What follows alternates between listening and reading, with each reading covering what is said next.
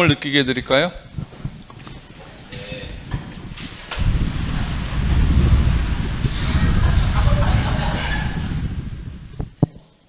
유치했나요?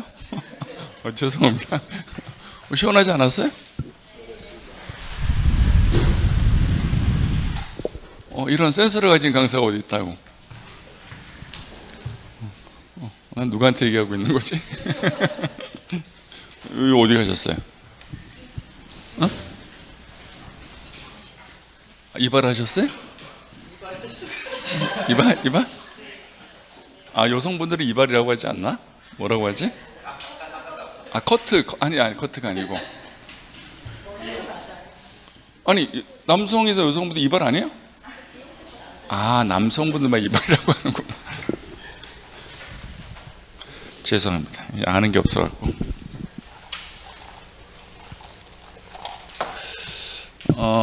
이제 핵심 요약 강의고요. 우리 7, 8월 오전 강의는 한 3시간 정도 필수서로만 진행을 해요.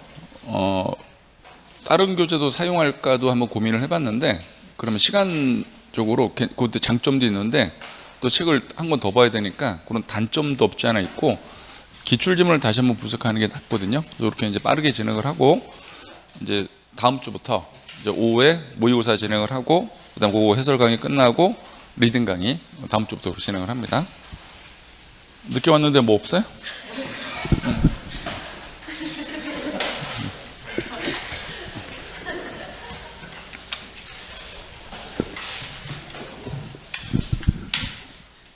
자, 근데 이제 5월달, 6월달하고 7월, 8월 내용 강의 차이점은 5월, 6월까지는 제가 이렇게 용어 설명 같은 거 몇 개 좀 해드렸죠. 근데 7, 8월 달은 아주 어려운 파트 말고는 일체 용어 자체는 강의하지 않습니다. 왜 그런가 하면 용어 자체 정의를 시험에서 안 물어봐요. 그러니까 용어 자체 의미를 파악하려고 좀 하실 필요는 없다는 거. 그리고 오늘은 오전에 한 3시간 정도 빠르게 진행을 하고 10분 쉬었다가 우리 지난주에 그 5, 6월 강의 뒤에 파트 한 3개 못 끝냈죠. 그거 한 30분 정도 추가 강의해서 오늘은 1시 반 정도 이렇게. 자, 편안하게 보시죠. 이제 취득세를 배우게 될 겁니다. 취득세. 취득. 뭐 원시, 승계, 유상, 무상. 보세요. 신축 같은 거 원시. 기존에 있는 것을 넘겨받으면 승계, 매매 같은 거 교환, 유상, 상속, 증여, 기부, 무상 모두 세금 부과해요. 근데 작년에 시험을 어떻게 부과했냐면 기부로 취득하면 취득세 대상이 아니다. 아닙니다. 유무상을 불문하니까. 이게 매매 넘겨받잖아요. 취득세. 교환 내 거 주고 남의 거 받죠. 이런 거 다 필요 없어요. 대가 받는 거랍니다. 근데 상속이나 증여가 일어나면 넘겨받는 건 맞잖아요. 그럼 대가를 지급하지 않고 넘겨받았다 하더라도 넘겨받은 행위는 일어났기 때문에 세금 내셔야 된다는 거. 이게 양가로 1번. 근데 양가로 2번은 취득의제라는 것은 원래 원시 승계는 아니에요. 그런데 어떤 사유가 발생해서 내 거 경제적 가치가 상승했다면 그 부분을 강제적으로 세금을 때리겠다는 겁니다. 첫 번째, 임야를 대지로 지목 변경했어요. 그럼 가액이 증가하죠. 가액 증가 자체가 원시 승계는 아니잖아요. 원래부터 내 거였지. 그럼에도 불구하고 가액이 증가했다면 세금을 부과하겠다는 겁니다. 근데 작년에 시험을 지목을 변경을 했는데 가액이 감소한 경우에도 의지한다라고 시험을 냈거든요. OX, X 증가해야만 의지를 합니다. 차량 등을 종류 변경해서 가액 증가 또는 개수, 엘리베이터 설치, 제일 중요한 것은 과점주인데 양가로 2번, 동그라미 4번 책까지 마시고요.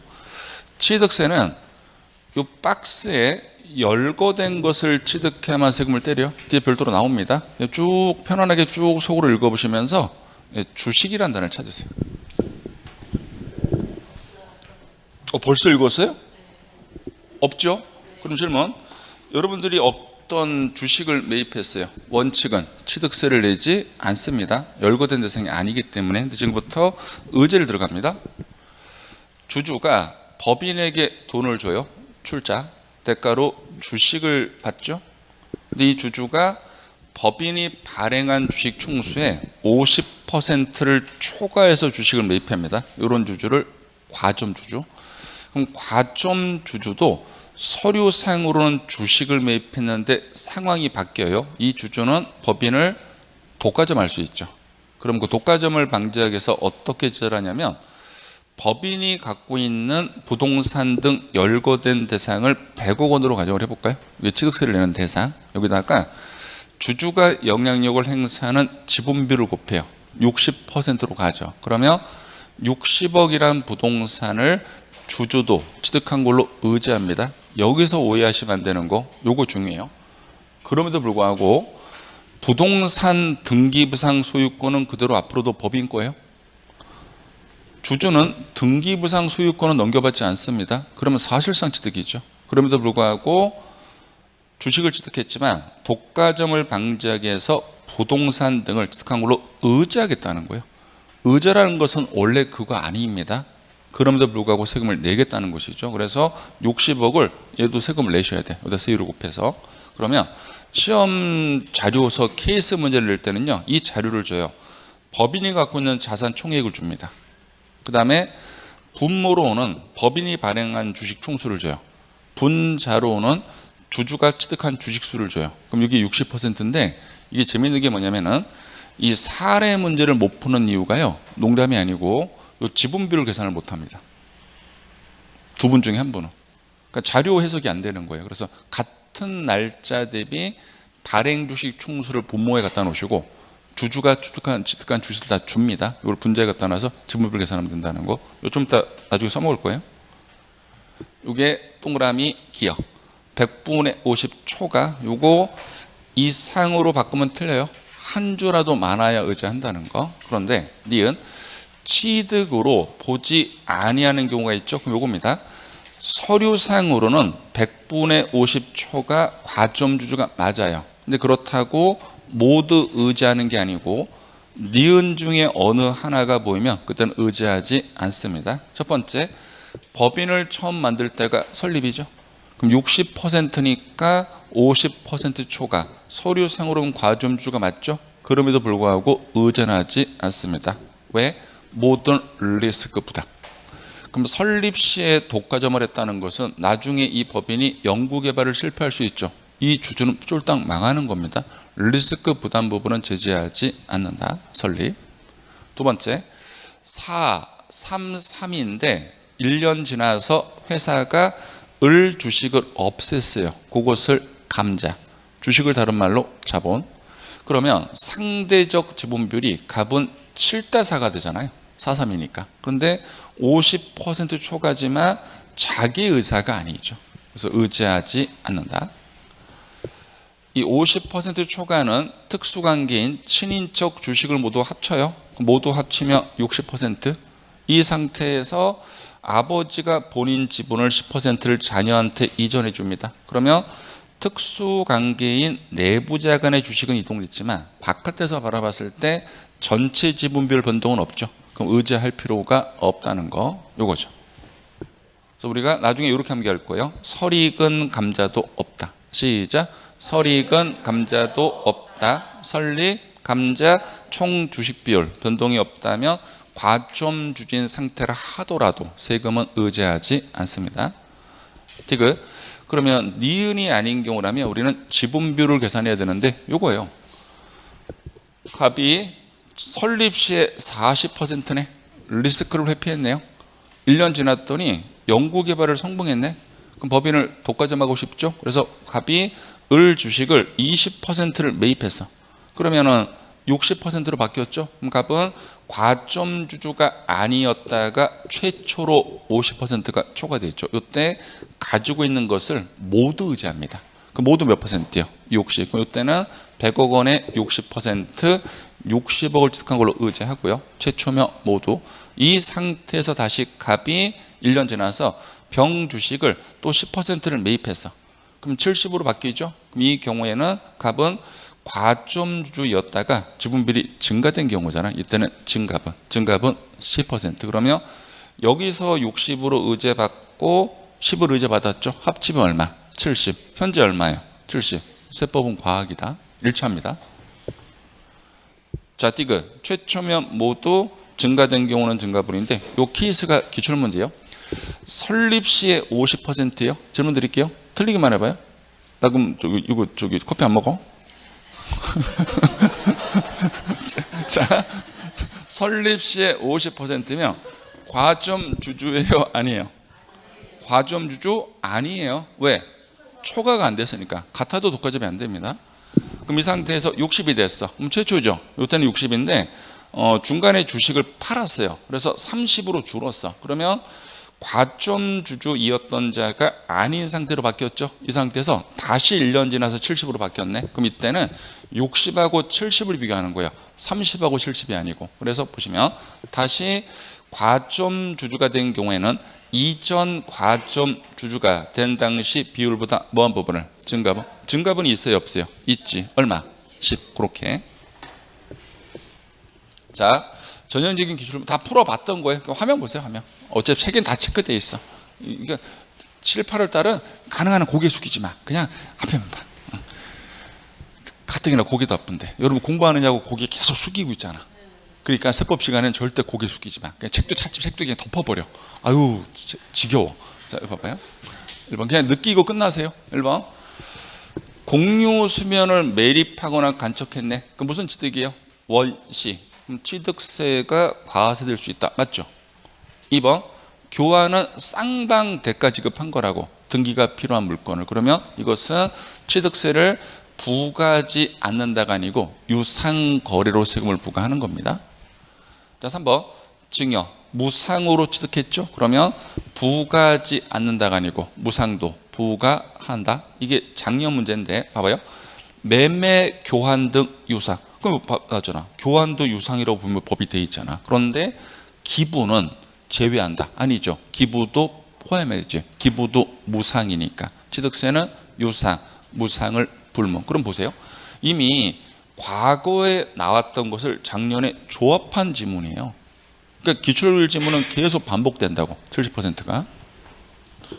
7번 지목을 변경했는데 가액이 증가했다면 의제해야 되죠. 근데 작년 문제는 감소한 경우에도 본다. 아니죠. 감소하면 보지 않습니다. 틀렸네. 11번 과점 주주가 과세가 되는 경우가 아닌 거 찾는 거예요. 그러면 자, 기어 설립이란 단어 보이죠? 그러면 과세하지 않고 리얼로 먼저 볼까요? 집단 내부에서 주식이 이전됐어요. 그런데 바깥에서 봤을 때 총 주식별 변동이 없대. 그럼 의제하지 않죠. 그러면 기억하고 리을은 의제하지 않습니다. 근데 니은하고 이것을 보시면 과점 주주가 아닌 주주가 주식을 취득해서 최초야. 그럼 이때 모두 의제받는 것이고 디귿. 과점 주주였던 자가 주식을 취득해서 지분비율이 증가된 경우네요. 어디 부분을? 증가분. 그러면 최초면 모두 증가된 경우는 증가분. 의제하죠. 그럼 지금 의제하지 않는 걸 찾는 것이니까 정답은 기억하고 리을로 2개. 이게 최근 문제잖아요. 2018년도. 그 다음에 이게 이제 2009년도 문제. 아까 우리가 봤던 케이스예요. 보세요. 발행 주식 총수를 준단 말이에요. 만주. 주주가 5,000주. 그러면은 설립 시에는 50%. 1년 지나서 2년 지나서 6,000주로 바뀌었네. 그럼 60%. 요때 물어본다면 60%죠. 이게 아니고 중간에 주식을 팔았어. 3,000주로 줄었어. 30. 그다음에 다시 매입했네. 7천. 그러면 최초가 아니잖아. 전에 이미 과점 주주였던 자가 아닌 상태로 바뀌었다가 다시 된 거잖아요. 그럼 이때는 60하고 70만 비교한다고. 늘어나는 거 있어요, 없어요? 있잖아. 얼마? 10. 정답은 1번. 이거 난이도 상 중에 상에 들어가요. 상. 극상은 아니고. 이게 가장 어렵게 나왔던 사례 문제입니다. 보시면 과세 표준 물어봤네. 그럼 1단계 법인이 갖고 있는 자산 중에서 취득세가 과세가 되는 자산을 찾아야 돼. 그럼 건물, 토지, 차량 모두 취득세 열거된 자산 맞죠? 그럼 총 다 갖다 놔요. 그러면 10억. 그럼 주주는 10억을 모두 취득한 걸로 의지하는 게 아니고 지분비율을 곱해야 되잖아. 지분비율을 우리가 계산하는 게 관건인데, 자 보세요. 2023년도 설립 시 회사 발행 주식 총수가 지금 5만 주라고. 분모에 5만 주 갖다 놓고 같은 날짜를 보시면 돼요. 그러면 2023년도 설립 시의 주주는 2만 주를 취득했잖아. 그럼 5만 주 중에서 2만 주니까 설립 시에는 지분비율이 40%야. 리스크를 회피해놨네. 그런데 3년 지나서 회사가 추가 주식을 발행한 거야. 증자 후 발행 주식 총수가 10만 주가 됐네. 그러면 5만 주를 증자했다는 소리잖아요. 원래 5만 주가 있었으니까. 그럼 분모에 10만 주가 됐고, 주주는 원래 2만 주를 가지고 있었고, 봐봐요. 4만 주를 증자로 추가 취득했잖아. 그러면 4만 주를 플러스 해야 되니까 이제는 6만 주로 바뀌네. 그럼 10만 주 중에서 6만 주죠? 몇 퍼센트? 60%니까 과점 주주가 아니었던 자가 최초. 그때는 모두 의지하니까 모두 몇 퍼센트? 60. 그러면 10억 원에 60%니까 얼마? 6억 원. 정답은 4번. 근데 지금은 이게 이제 정형화된 기출문제라서 많은 분들이 이 형태로 모의고사를 내면 거의 맞춰요. 근데 이거 2007년도 당시에는 이때 이걸 처음 물어봤거든? 이 형태로. 그때 이게 난이도 극상이었죠. 그래서 그때는 맞춘 사람이 아예 없었어. 이 문제를 다 찍었지. 근데 저한테 강의됐던 분들이 다 맞췄어. 왜 그런지 알아요? 풀어서? 아니, 내가 그때 마지막에 뭘 말씀드렸냐면, 지금은 아니에요. 지금은 틀이 바뀌었고, 이전에는 계산 문제나 어려운 문제를 내잖아요. 정답을 4번으로 찍으면 확률이 50%가 넘어갔었어. 농담이 아니고. 그래서 제가 그때 뭐라고 얘기했냐면, 계산 문제 나오면 풀지 말고 그냥 4번 찍으라고 했거든. 그래서 그때 다 4번 찍었어. 맞췄잖아. 지금은 아니에요. 지금 바뀌었어. 그럼 지금은 몇 번이죠? 나도 몰라. 매일 바뀌어. 왜 지금은 그게 안 되냐면은, 요 당시에는요, 한 20년 전이잖아요. 16문제 중에 한두 문제만 난이도 상극상을 냈다고요. 근데 최근에는 4-5문제가 상극상이에요. 찍을 수가 없어. 실력이 있어야 되는 거지. 자, 편안하게 보시죠. 매매가 일어났어요. 넘겨받는 쪽은 취득세, 넘겨주는 쪽은 2억에 취득한 것을 지금 7억 받고 팔았네. 그러면 돈을 벌었네요. 양도. 근데 상속이나 증여가 일어나 볼까요? 그럼 넘겨받는 쪽은 취득 행위는 일어났네. 근데 넘겨주는 쪽에서는 공짜로 넘겨줬잖아. 소득이 발생한다 안 한다? 안 하죠. 그래서 양도가 아니에요. 그러면 엄청난 차이가 발생하죠. 양도소득세에서 양도는 유상거래에 하네요. 그런데 무상거래는 양도랑 관련이 없죠. 반대로 넘겨받는 쪽에서는 유상으로 취득하든 무상으로 취득하든 상관하지 않죠. 이게 결정적인 차이점. 그래서 체크하는 거 아니에요? 양도소득세에서 무상으로 이전됐다. 양도랑 관련이 없다. 이게 취득세랑 차이 있죠. 그럼 제 질문 드릴게요. 지금부터 취득세요, 취득소득세요? 취득세예요. 그러니까 취득 행위가 일어났다면 그게 유상으로 취득하든 무상으로 취득하든 상관하는 거 아닙니다. 돈을 버는 개념에 대한 세금이 아니기 때문에. 그래서 무조건 세금을 내는데, 질문 드릴게요. 다시. 양도세요, 양도소득세요? 양도소득세라고. 그럼 양도를 한다고 모두 세금을 때리는 게 아니고 뭐가 발생해야 돼? 소득. 돈을 벌어야 되니까 내 거 부동산을 대가를 받고 판 거래 안 한다고. 공짜로 넘기면 소득이 발생할 수가 없잖아. 그래서 양도랑 관련이 없다. 그러면 이런 쉬운 지문을 시험에 낼까요?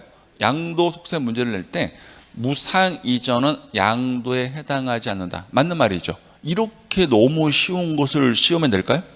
3년 전 정답. 3년 전 1번 지문으로 객관식 정답. 축하드립니다. 한 문제 맞추신 거. 자, 더 할게요. 자, 두 번째. 누가 세금을 내느냐입니다. 납세의무자. 여기 이제 개정된 거 많이 나와요. 자, 보시면 원칙은 사실상으로 세금을 때려요. 사실상이 확인이 안 됐을 때만 서류상, 공부상. 그러면 이런 거였죠. 오늘 잔금을 내가 지급을 했어. 월요일에. 근데 내 명의로 등기를 금요일에 했으면 사실상 취득 행위가 일어났다면 뭐를 이행하지 않았더라도 등기, 세금을 내니까 세금을 요때부터 내. 그래서 후 등기는 세법상 고려사항이 아닙니다. 요게 필요 없고 지금 요거예요. 1번 사실상 취득 행위가 일어났다면 뭐를 이행하지 않았다더라도 등기, 세금을 낸다는 거. 그 다음에 2번 뭐 희한한 말이 있죠. 주체구조부 취득자 외의 자가 가설했다. 세금은 주체구조부가 세금 냈네요. 자, 요거였잖아요. 임차인이 엘리베이터를 설치했어. 갑소유 부동산에. 그러면 설치는 임차인이 했지만 건물주인 부동산 가격이 상승할 거 아닙니까? 그럼 취득세를 누가 내야 돼요? 갑이 냅니다. 요 갑을 주요 본체를 가지고 있는 사람. 그래서 건물 주인이 아닌 자가 엘리베이터를 설치했다더라도 세금은 누가 낸다? 건물 주인. 이게 주체 구조부. 3번 지목을 변경하면 변경 시점 소유자가 가격이 상승하겠죠? 세금을 내는데 환지라는 것은 내 거를 주고 내 것을 받는 거예요. 내가 조합원이죠. 그런데 사업 시행자가 환지로 정하지 않고 가지고 있는 땅을 뭐라고 한다? 보류지. 얘들은 누가 세금 낸다? 사업 시행자. 요거였죠. 환지라는 것은 사업 시행자한테 구토지, 내 거를 주고 정비사 끝나서 새로운 토지를 받습니다. 그리고 우리가 세금 내야 돼. 우리가 조합원. 그런데 사업 시행자가 환지로 정하지 않고 가지고 있는 땅, 보류지는 누가 세금 내야 돼요? 사업 시행자. 4번 과점 주주는 아까 여러 명이죠. 여러 명이 서로 같이 납부할 연대 납세금을 주고 5번 중요합니다. 상속을 받으면 상속인 각자가 세금 내는데 상속인이 여러 명일 수 있잖아. 여러 명이 서로 같이 납부할 무슨 납세모? 연대 납세인데 요거 중요해요. 상속인이 유증을 받았다. 그럼 유증이라는 것은 유언으로 증여한 거예요. 그러면 서류 형태는 증여예요. 그런데 유언이잖아. 효력은 사망 후에 발생하거든. 세법은 서류가 중요하다, 사실이 중요하다. 사실이니까 상속인이 유증을 받으며 효력은 사망해야 돼. 피상속인이. 그래서 상속과 다를 게 없기 때문에 상속인이 유증받은 것은 어디에 포함한다? 상속. 그리고 신탁 재산 상속 당연히 포함합니다. 예를 들어서 부모님이 돌아가시기 전에 본인 부동산을 신탁법에 따라서 다른 사람 명의로 등기 전해놓은 거야. 그리고 돌아가셨어. 이것을 상속재산에 포함을 안 시키면 우리는 모두 악용할 거 아니야. 조만간 내가 갈 것 같거든? 하늘나라로? 근데 자녀한테 세금을 부담시키긴 싫어. 그럼 신탁법에 따라서 소탁해놓고 돌아가시면 되잖아. 그러면 그 신탁재산을 빼버리면 세금 하나도 안 낼 거 아닙니까? 그리고 악용방지역에서 포함시킨다는 거. 이거 중요해요. 별거 아닌 것 같지만. 그 다음에 재건축 지역에서 주택을 100명이 갖고 있다가 철거됩니다. 그럼 100명은 조합원. 아파트를 150채 지었을 때 100채는 조합원이 가져가죠. 이것을 조합주택용 부동산. 그럼 당연히 조합원이 세금 내고 50채로 일반 분양 들어가죠. 그럼 이것은 조합원이 아니죠. 그럼 질문 드릴게요. 비조합원용 부동산을 조합원이 세금 낸다. 말 된다 안 된다? 안 되지. 그러면 조합주택용 부동산만 누가 세금 내고? 조합원. 비조합원용은 그러하지 않다. 그럼 얘들은 일반 분양받는 사람들이 각각 세금 낼 겁니다. 요게 6번. 그럼 질문 드릴게요. 조합주택용 부동산은 당연히 조합원이 세금 낼 텐데 여러분들 질문. 재건축이나 재개발을 단독주택을 철거하고 단독주택으로 지어요?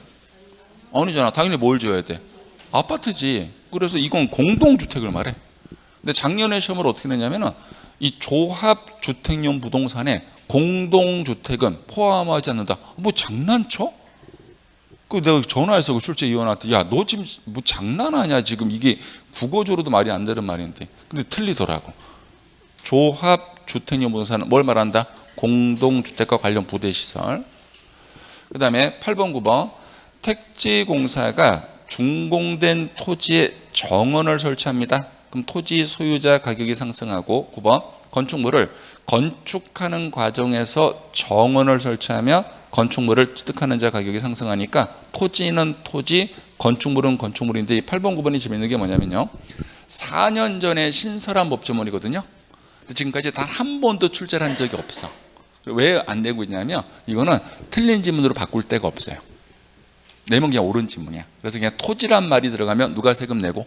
토지의 소유자. 건축물이라는 단어가 보이면 건축물. 그렇게 그냥 알고 계시면 돼요. 따로 공부하지 마시고. 자, 10번 요겁니다. 신탁법에 따라서 위탁자, 수탁자 간의 이전은 바로 뒤에서 나와요. 원칙은 비과세인데 지금은 이걸 말하는 게 아니고 위탁자가 새로운 위탁자로 바뀌었어. 한마디로 부동산 주인 자체가 바뀐 겁니다. 그래서 시험 지문에서 위탁자 지위의 이전이 있다. 이런 말이 들어가면 새로운 위탁자가 원칙은 세금을 냅니다. 요게 요거예요. 10번 키워드 위탁자 지위의 이전. 그럼 건물 주인이 바뀐 겁니다. 수탁자로 넘어간 게 아니고 그럼 원칙은 세금을 부과하고. 자, 12번 재건축 등을 할 때 또는 개발사업 등을 할 때 건축물은 허벌판에 새로 만든 거잖아. 그럼 무슨 취득이고? 원시고. 토지는 원래부터 내 거였죠. 그럼 원래는 승계가 아닌데 내가 제공한 토지는 100제곱미터야. 받은 토지가 120제곱미터야. 면적이 늘어났죠. 20만큼 뭐로 본다? 승계로 본다. 그래서 토지가 승계가 되기 위한 조건은 내 거 지분을 뭐해서 초과한다. 이런 말이 들어가야 승계지 토지는 지분이 초과되지 않으면 승계로 볼 수가 없다는 거. 자, 보시면 토지는 승계로 보는데 단서가 붙어요. 이 경우 토지는 초과한 면적에 해당하는 부분에 한정해서만 승계로 본다. 그러면 결국은 면적이 초과되지 않으면 승계로 볼 수가 없다는 거. 그다음 마지막 을이 본인 채권을 확보받기 위해서 채무자 갑소유 미등기 건물에 법원에 등기를 해달라고 신청을 했어. 그러면 등기를 하자고 신청은 을이 했지만 얘 명의로 등기를 해야 되잖아요. 그러면 갑이 원칙은 세금을 내는데 여러분들이 문제를 풀 때 이런 거 다 보지 마시고요. 누구 소유 미등기 건물이지만 확인하시면 돼. 그 사람 명의로 등기가 들어가니까 세금 누가 낸다? 갑이 내는데 법을 바꿔서 채권자 대의자 을은 납세무자 갑을 대신해서 취득세를 신고 납부할 수 있다. 그러면 지자체장은 세금을 걷었잖아. 그러면 이 사실을 원래 납세무자 갑에게 야 을이 세금 대신했다는 걸 뭐한다? 즉시 통보인데 주어를 기억할게요. 시험 지문에 지자체장이란 말이 들어가면 즉시 통보예요. 요거는 암기를 하셔야 됩니다. 지자체장이라는 게 주어가 먼저 나오면 이 케이스를 말해요. 그러면 얘가 세금을 대신 냈다는 것을 납세무자 갑에게 뭐한다? 즉시 통보하는데 다음 주에 배울 텐데 등기 등록 관서장은 등기소장은 세금이 안 낸 게 발견되잖아요. 그때 시장 등기에 세금들하고 통보를 해줘야 돼. 이게 다음 달 10일까지야. 그럼 여러분들이 주어 하나만 기억할게요. 지금처럼 지자체장이 주어로 나오면 무슨 말이 나와야 돼? 즉시 통보가 나와야 되고 등기 등록 관서장이 주어로 나오면 언제까지? 다음 달 10일까지인데 이걸 제가 왜 기억하라고 말씀드리냐면요. 이걸 바꿀 거예요. 이렇게 낼 거라고. 이 지문을 주면서 다음 달 10일까지 통보한다고 바꾸면 다 당한다고. 왜? 그 말을 어디서 많이 봐왔거든. 자, 지금 바로 암기할게요. 다음 주에 다시 비교하겠지만 주어가 뭐가 나왔어요? 지자체자. 그럼 무슨 통보? 즉시 통보. 주어가 등기 등록 관서장이 나오면 다음 달 10일. 시간 10초 암기하세요.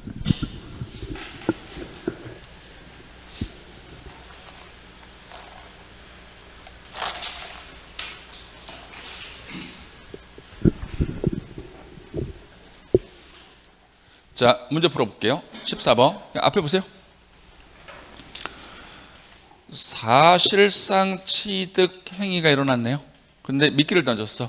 등기를 하지 않았다고. 상관할 필요가 없다. 그러면 볼 수 없다가 아니고 볼 수 있다. 그래서 등기를 하지 않았다더라도 사실상 취득행위가 일어났다면 원칙은 세금을 내셔야 된다는 거.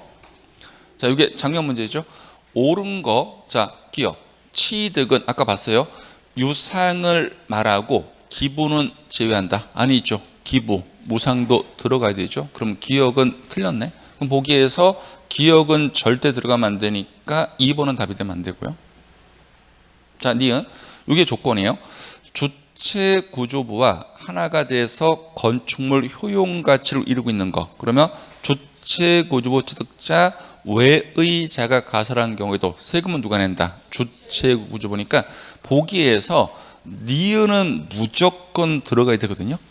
그럼 5개의 지문 중에 니은이 들어간 건 지금 1번하고 3번밖에 없잖아. 그럼 무조건 1, 3 중에 답인데 그럼 우리는 1, 3번 차이점이 미음밖에 없잖아. 그럼 디귿하고 리를 먼저 읽지 말고 미음을 먼저 읽어야지. 시간 줄이는 방법. 자, 미음을 봤더니 조합주택용 부동산은 조합원이 세금을 내야 되는데 봐봐요.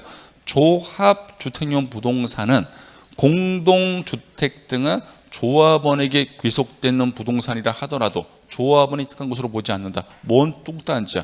조합주택용 부동산은 뭘 말하는 건데? 공동주택. 그럼 공동주택은 조합원이 지금 세금을 안 낸다는 얘기잖아. 그럼 우리가 재개발 재건축을 어떻게 해? 말이 안 되는 말이지. 그럼 이거는 틀린 질문이라는 거 동의하시죠? 그럼 미음이 들어가면 안 되니까 정답은 1번이 될 수밖에 없는 거예요. 굳이 디귿, 리를 먼저 읽을 필요가 없다는 것이지. 몇 개 찾는 게 아니니까. 그러면 우리는 연습이니까.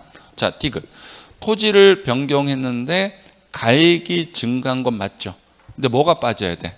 감소. 그 다음에 자, 리를 봐봐요.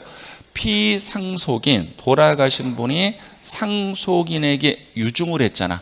그럼 상속인이 유증을 받으면 어디에 들어간다? 상속. 뒤에 지문이 다 틀린 거예요. 상속으로 보지 않는다는 말이거든. 다 틀렸다고요. 한번 더 읽어봐요. 다 틀렸지. 상속인이 유증을 받으면 무조건 상속이어서 뽑으면 서류가 중요한 게 아니니까 사실관계가 중요하니까. 상속하고 효력이 똑같거든. 돌아가셔야 사망처 효력이 발생하니까.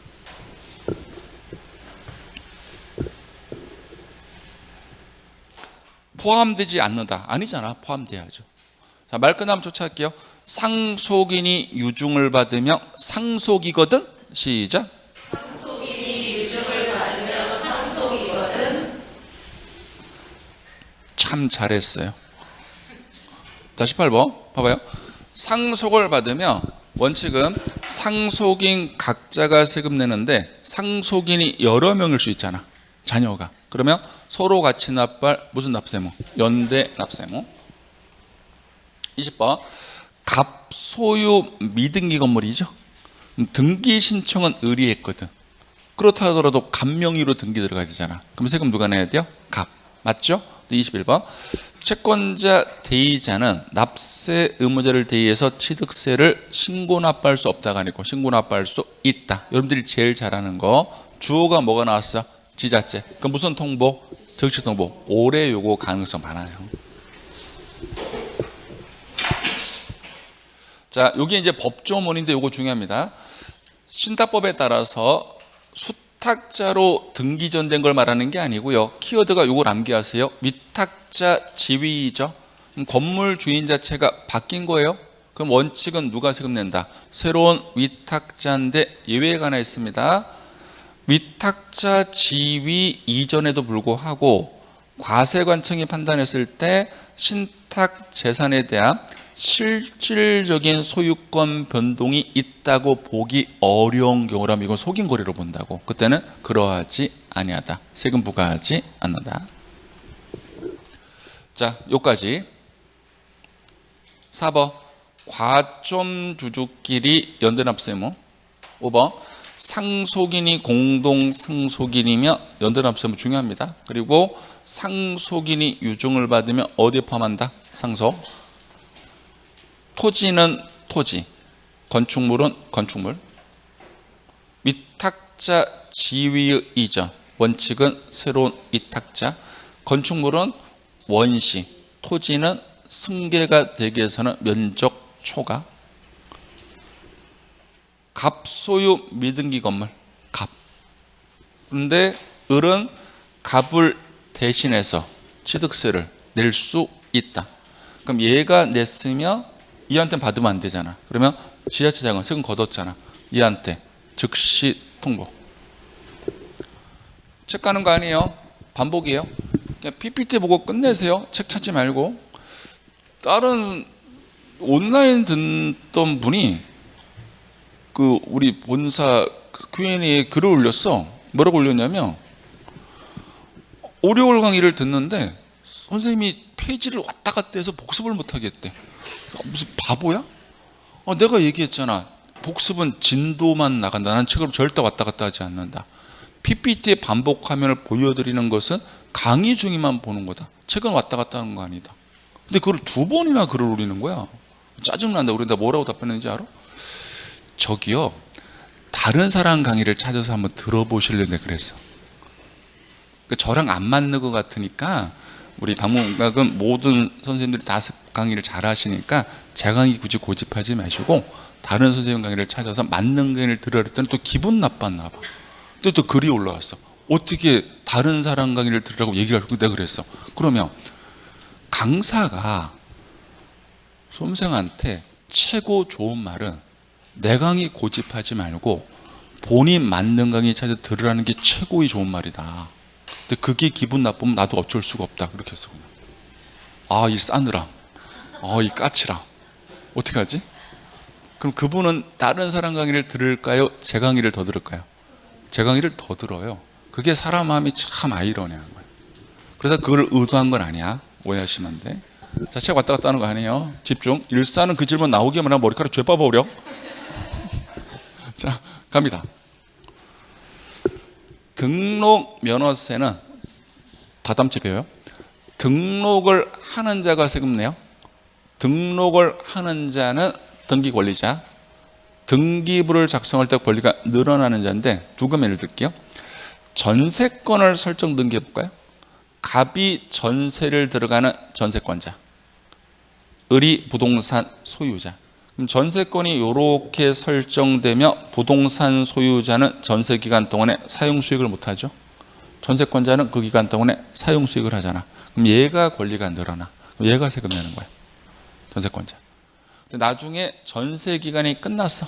그럼 부동산 소유자는 사용 수익을 못 하다가 본인의 사용 수익 할 거 아니야. 그럼 당연히 누구 권리가 늘어나요? 전세권 설정자. 다른 거 모두 같습니다. 재산세는 원칙은 과세 기준을 6월 1일 현재 사실상 소유자죠. 원칙은 사실상이에요. 자, 2개 보여드릴게요. 매매가 일어났습니다. 최근에 계속 냅니다. 그러면 원칙은 매수한 을이 세금 내야 돼. 을이 6월 1일 날 자기 명의로 등기했어. 다른 조문 필요 없어요. 을이 사실상 소유자. 그런데 조건, 매수해간 을이 6월 1일까지 등기를 하지 않으면 어떤 의무가 있냐면, 원래 공부상 소유자 갑은 과세 기준을 6월 1일부터 날짜 꼭 기억하세요. 며칠? 15일 이내에 매매가 일어났다는 변동 신고를 해야 될 의무가 있어요. 의무사항이야. 그럼 얘가 신고를 했다면 을이 세금 내겠지만 신고하지 않으면 누가 세금 낼 수밖에 없다. 공보상 소유자 갑이 세금 낼 수밖에 없다. 똑같은 거. 상속이 일어나면 사실상 소유자는요, 상속인 각자예요. 그럼 얘들이 각각 세금 내면 되는데 등기를 안 하고 있는 거야. 6월 1일까지. 그럼 상속인 각자가 확인이 안 되니까 어떤 의무가 있냐면, 이런 경우라면 지분이 가장 큰 주된 상속자 갑은 과세 기준으로부터 똑같아요. 며칠? 15일 이내에 지분 신고를 해야 될 의무가 있어. 그러면 신고를 했다면 각각의 지분이 확인되죠. 근데 신고를 하지 않으면 누가 세금 낸다? 갑. 그러면 재산세에서 주된 상속자가 세금을 내려면 2가지 요건이 동시 충족하셔야 돼요. 엔드 개념이에요. 엔드. 뭐 하지 않고, 등기하지 않고, 그리고 신고하지 않고, 2개가 동시 충족했을 때만 주된 상속자. 등기와 신고 중에 어느 하나라도 했다면 상속이 각자. 이게 이거죠. 다음, 어느 하나에 해당하는 자는 과세 기준으로부터 15일 이내, 날짜 반드시 기억하세요. 10일 아니에요. 15일이에요. 4년 전까지는 10일이었습니다. 15일로 개정된 부분입니다. 이내 앞에 있는 숫자는 바꾸시는 거 아닙니다. 15일 이내에 신고를 해야 되는데, 기억, 방금 전에 봤죠? 첫 번째 그림. 소유권이 변동됐어요. 매매. 근데 6월 1일까지 등기가 안 돼 있네. 그럼 공보상 소유자. 니은. 상속인데 등기가 안 되어 있네. 그럼 누구는? 주된 상속자. 원래는 종중 땅인데 개인 명의로 등재되어 있어. 개인이 세금 내면 안 되니까 그 개인 공부상 소유자는 6월 1일부터 15일 이내 종중 땅이라는 거 신고하셔야 돼. 신고를 한다면 종중이 세금 내겠지만 신고하지 않으면 공부상 소유자, 개인이 세금 낼 수밖에 없다. 그다음 네 번째 중에요. 수탁자 명의로 등기됐어. 수탁자가 세금 내면 안 되죠. 그럼 수탁자는 똑같아. 6월 1일부터 15일 이내, 이거는 누구 거라는 거, 위탁자 거라는 걸 신고하셔야 돼요. 그러면 누가 고지서 받는다? 위탁자. 그 얘기입니다. 기역부터 리을까지 정독하실게요. 강의 시간에 끝내세요. 집에 책 보지 마시고. 집에서 다른 공부하시고.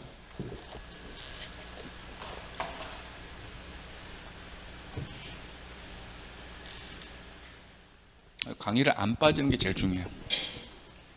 알든 모르든.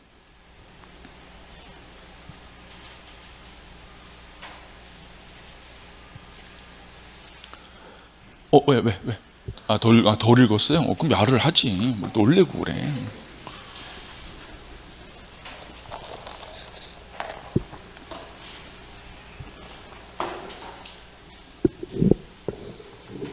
됐고. 자, 이게 4번하고 5번이죠.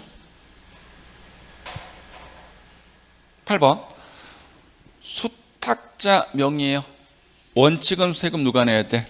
위탁자인데 수탁자는 요건 충족 시 무슨 납세의무?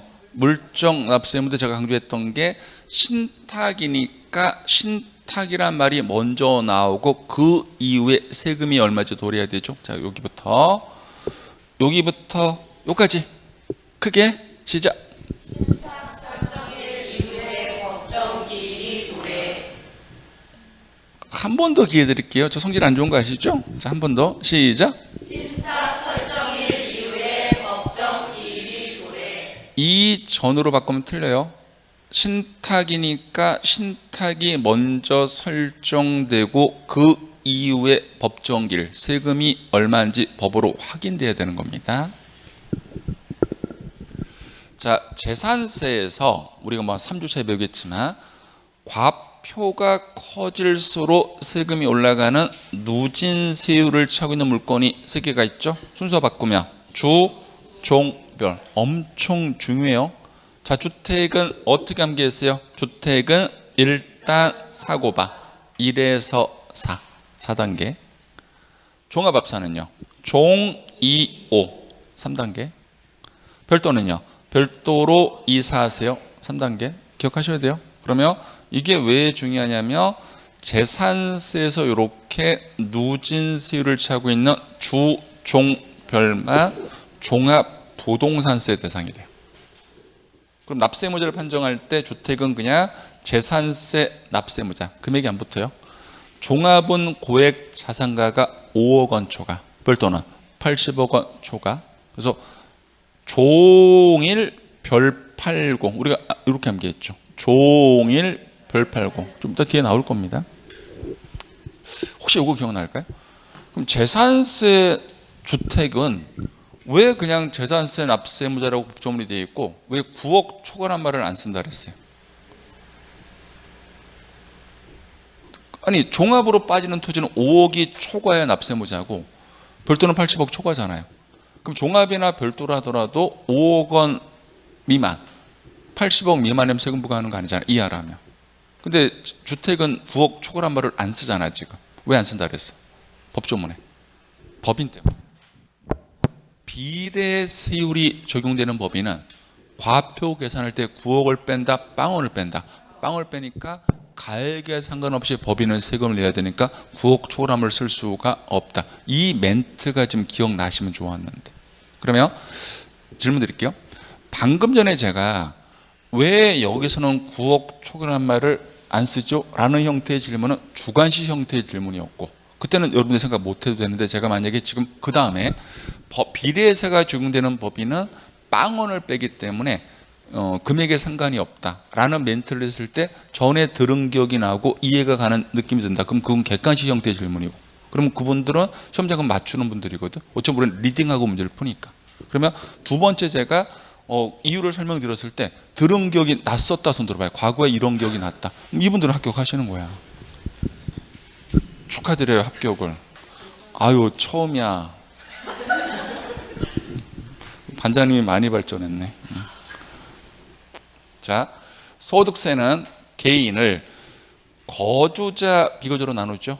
거주자는 국내에 주소를 두거나 국내에 183일 이상 거서, 국내에서 돈 번 것은 물론이고 국외 소득 세금을 부과하는데, 이 국외 돈 번 게 국외 자산 양도라면 모든 거주자가 아니고 거주자 중에서도 국내에 계속해서 몇 년 이상? 5년 이상. 국외 자산 양도는 5년 이상. 두 번 반복. 시작. 국외 자산 양도는 5년 이상. 국외 자산 양도는 5년 이상. 공부하는 요령이에요. 이 말이 무슨 말인지 모르더라도 그냥 우선 암기하시라고. 강의 중에만. 암기하고 그냥 잊어버리고 계세요. 나중에 그냥 다 기억날 거니까. 이게 반복의 힘이에요. 반복이라는 것은 내가 의식하지 않더라도 나중에 반복이 되잖아요. 저절로 시험장 가면 기억나. 그래야지 합격을 한다고. 단기간에 암기한 것은 실제 시험에서는 안 통해요. 몸에 배어있지 않잖아. 근데 이렇게 스며들잖아. 나는 모르는 것 같지만 시험장 가면 그냥 머릿속에 떠오른다니까. 그래서 시험장 갔을 때 제 목소리가 떠오를 거예요. 지문을 읽을 때. 농담이 아니고 모든 강사분들 목소리가 다 떠올라. 과목별로. 그분들은 점수가 나와. 합격을 하는데, 세법을 문제 푸는데 이게 하원진이냐 이게 뭐 안 떠오르면 그건 점수 안 나와. 제 목소리 톤이 떠올라야 돼. 자, 여기까지. 여기부터는 겁나 중요해. 그러면 계속 이어서 해야 될까요? 그래도 한 4, 50분 했으니까 피곤하니까 쉬었다 해야 될까요? 이건 또 목소리가 크네. 쉬었다 해요.